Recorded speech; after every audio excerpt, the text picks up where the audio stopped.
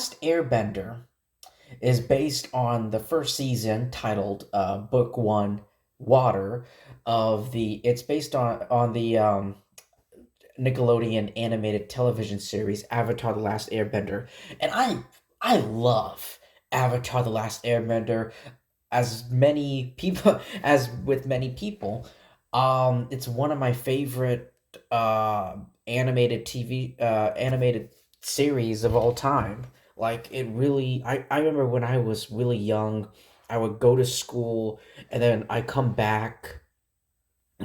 I'm almost 24 years old, and I remember I would go to like school and then I come back and I would, when I was young, I would come back and I would watch like the Avatar: The Last Airbender, and then later on when I grew up, as I got older, when I was a teenager, I I recently, when I was a teenager, I would rewatch the show, and it still holds up, and I love it. I don't know if I would go far to say Avatar: The Last Airbender is my favorite number one best animated TV series, because there's other series out there like the Harley Quinn animated series on Max. So I don't know about that.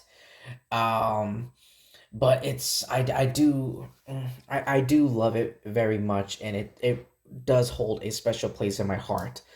So I was 10 years old. So in this video, actually, you know what?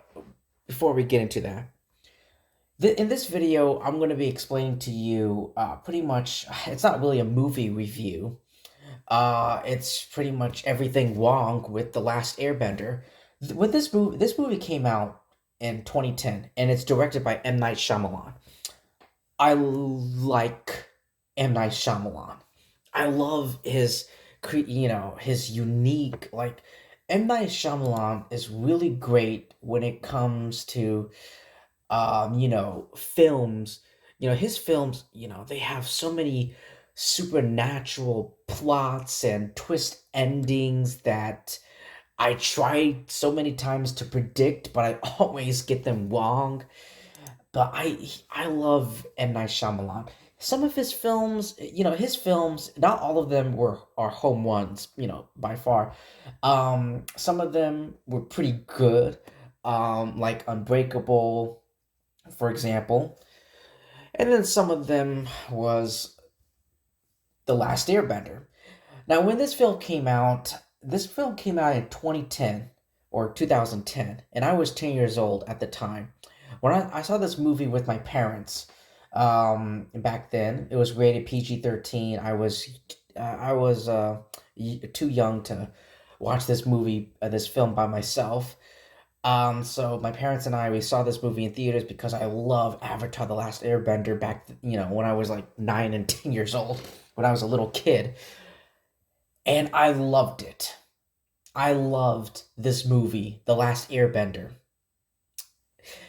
But I was fucking 10 years old. I was a 10-year-old little kid who did not know anything about, stories and like character development and cinematography and all that shit.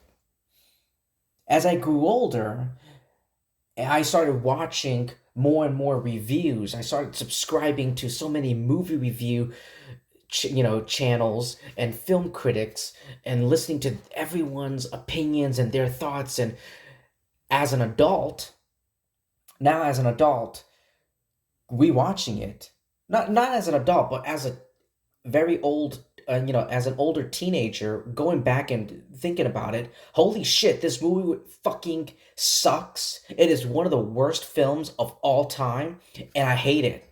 I fucking hate it as an adult. Which sucks because, I mean, it's a shame. What an utter embarrassment, this film. So the name Avatar was dropped from the title to avoid confusion with James Cameron's 2009 film Avatar, which came out a year before this piece of shit garbage. And this film was largely panned by both critics and fans. M. Night Shyamalan had it. He or someone in some studio executive envisioned this film as the first of a trilogy of films based on the three seasons of the series. But it was a disappointing box office performance. The negative, but the box office disappointing performance, and the negative reviews. It was ultimately scrapped, and thank fucking God. So, so why don't we talk about The Last Airbender? Because the new Netflix show is coming out just a couple hours away, or just a couple few hours away from now. So why don't we talk about it? Everything wrong with The Last Airbender. Well, why not the casting controversy? And it's a big one. So, in the lead up to its debut, The Last Airbender already had a cloud of controversy hovering over it due to its casting. The world of Avatar had been intended from the outside to be like an encapsulation of Asia and the four nations representing different cultures from across the Asian continent. However, the casting for these major characters of this film was very hard to say that word, hardly reflected this. And, all the characters, Aang, Katara, Sokka, the Northern Water Tribe being played by white actors, Caucasian actors, and mostly Indian actors cast as the Fire Nation. So yeah, the controversy beyond the casting is a big one. That it's one of the reasons why this movie got panned. All right, the casting of white Caucasian actors in the East Asian and Inuit influenced Avatar's universe, as well as the fact that the casting of the heroes and villains seemed to be racially backward from the show, triggered negative reactions from fans, marked by accusations of racism, a letter writing campaign, and various protests.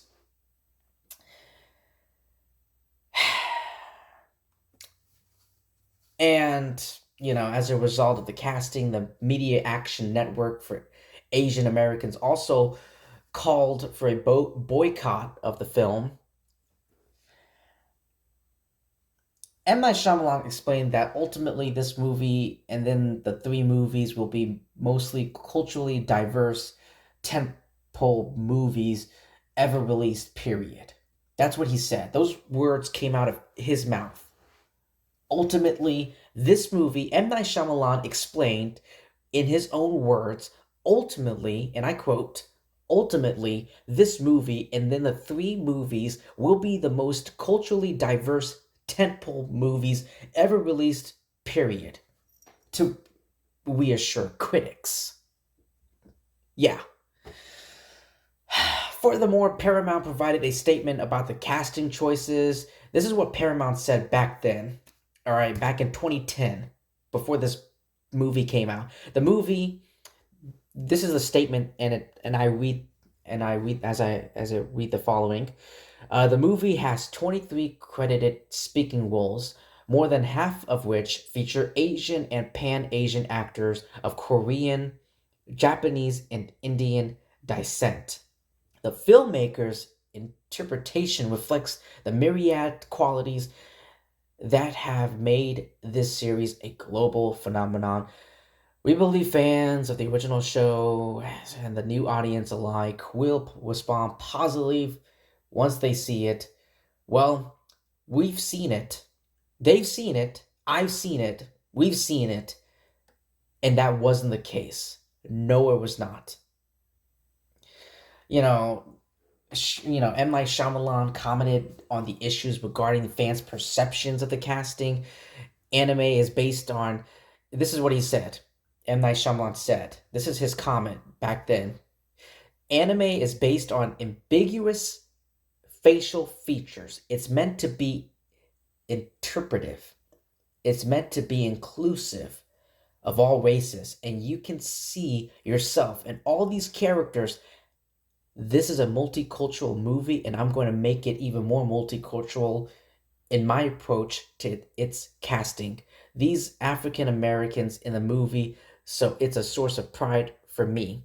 The irony that these protesters would label this with anything but the greatest pride, and the movie poster has Nova and Dev Patel on it and my name on it. I don't know what else to do.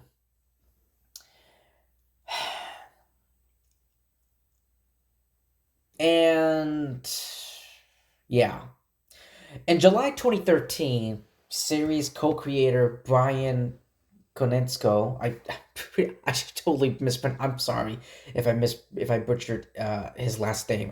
I really do apologize.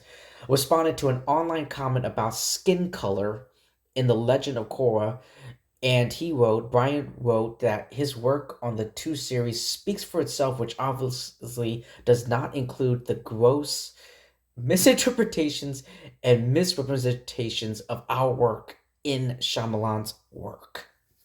Shyamalan is what he was referring to, is the person he's trying to refer to. So yeah, there was a canceled sequel.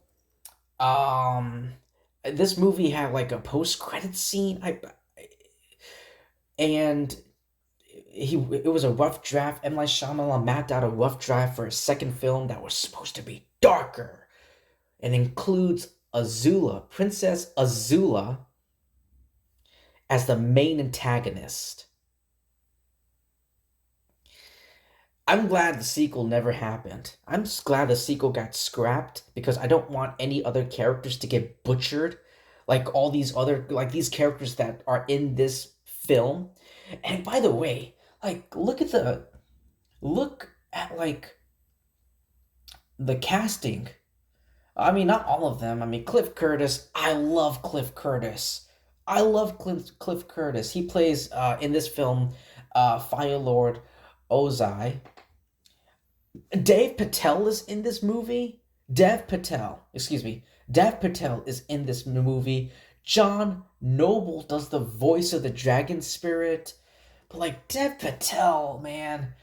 Oh my god, I love Dev Patel. And now he's going to be directing I believe his very first film, which is Monkey Man, which is coming soon this year. Uh, yeah, Monkey Man is an upcoming action thriller film directed by Dev Patel in his featured directorial debut. Yeah, like Dev Patel is amazing. I love him. His acting, he's really great, and I can't wait to see Monkey Man. I've seen the trailer. It looks amazing. It kind of reminds me of John Wick, but with Dev Patel. But I'm all in it. I'm in it. I love Dev Patel. Man, he was wasted. He was wasted with what he was given. He was wasted with him as Prince Zuko. And then you have the actual bending in this film, which was disappointing. Like, the premise of Avatar: The Last Airbender was, the original animated, the one and only animated, the original animated series was both unique and groundbreaking in establishing this concept of bending an element. And I'm like, the ability to manipulate the elements of earth, fire, water, air. It's such a unique, concept. And I don't think this animated series, I don't think I've ever seen a movie or TV show that was as big or anything that had this concept as an original idea. And it's great. I love it. But, it was the bending in this film was badly represented, and it barely scratches the surface of how horribly the movie dropped the ball on the element bending. Like, Are you like the way it was like poorly orchestrated? I don't know what the choreography. I don't know what M. I. Shyamalan and the choreography, with the choreography for the bending in this film.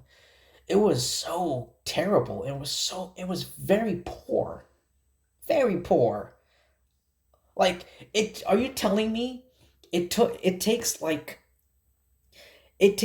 a group of people to like bend to like it takes a group of people to like they do like all these hand gestures and all these body movements to bend, and they move one fucking pebble.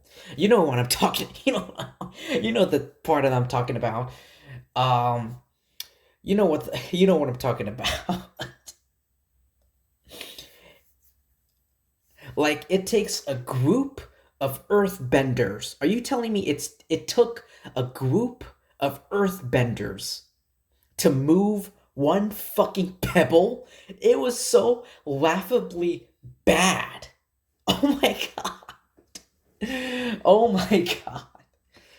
Oh man. And the script, everything in the last Airbender script was a ultimate letdown. I mean, come on. It was a very bad script. It's trying this like what like one like 2 hour film. This 2 hour film is trying to condense the like 20 episode of the first season, all of the first season, into like this like 100 and like 3 minute running time, like this 2 hour running time. It just zips through all of the best parts and like the character development. It just goes right here, like this, like it's just jumping all around the place. It's trying to condense all the first season in like a 2 hour movie, and it just doesn't work. It just doesn't work.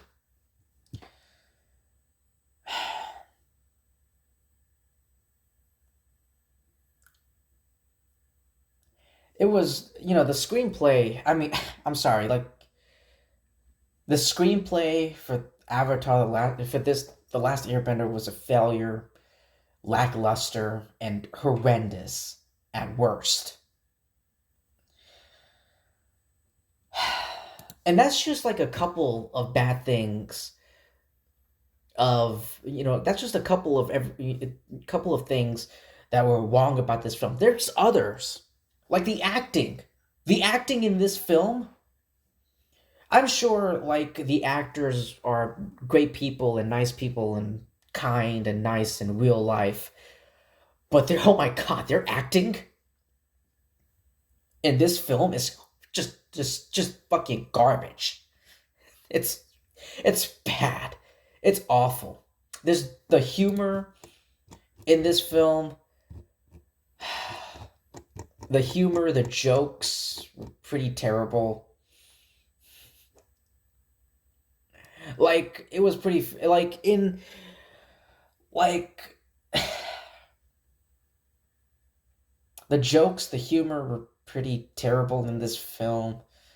I mean, Sokka was pretty goofy. I love Sokka in this film, and I love Aang. I love all these characters. They're so funny, and the animation's sometimes cute and adorable, and it's very wholesome. But in this film, the acting is just I can't even, something very difficult to get past.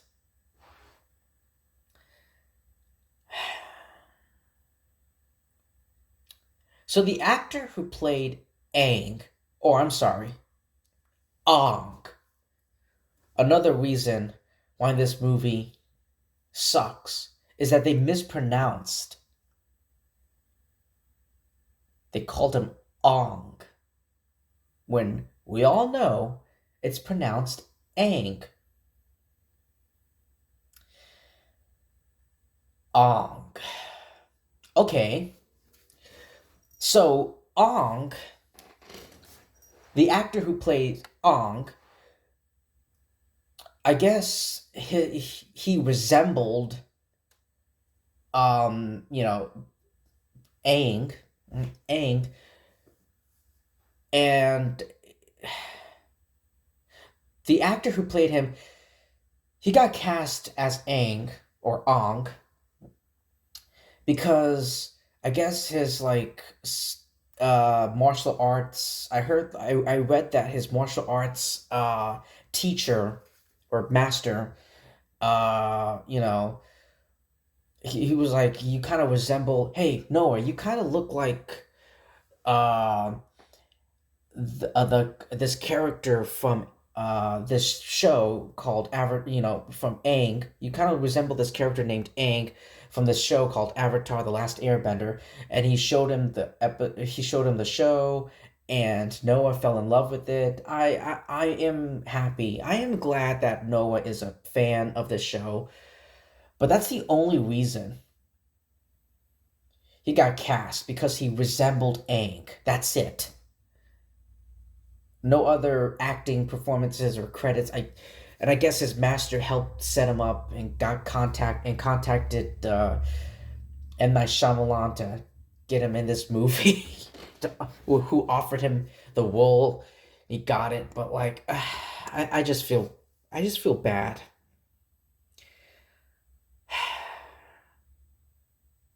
I just feel really bad for all the actors involved in this pathetic, terrible film. It The Last Airbender is one of the worst films of all time. Period. There's no way. There's nothing to go around with. I am very hopeful. I'm optimistic, but I'll be honest with you, I'm a little bit cautious about the Netflix adaptation. But so far from the trailers and everything, it looks great. They're already the casting is very appropriate, culturally appropriate in the Netflix series. The Netflix adaptation is already doing a good job. I mean, it is a pretty low bar, a low bar for this from this film. So yeah, The Last Airbender kind of punched me in the stomach. M Night Shyamalan and everyone involved, and Paramount punched me in the stomach, and Tainted urinated all over on my childhood, kind of, pretty much. So anyway, The Last Airbender. I'm gonna stop talking about this film because I'm stuttering and I'm losing my thought, my train of thought. So yeah, The Last Airbender. Don't If you've seen it, I'm so sorry. But yeah, my question is, are you excited for the Netflix adaptation of Avatar: The Last Airbender? Let me know what you thought. Let me know if you're excited about it in the comments below. Thank you so much, everyone, for taking time to listening to my topic, my video, I guess. Please like, subscribe, do all that great stuff. And I'll see you in my next video. Peace.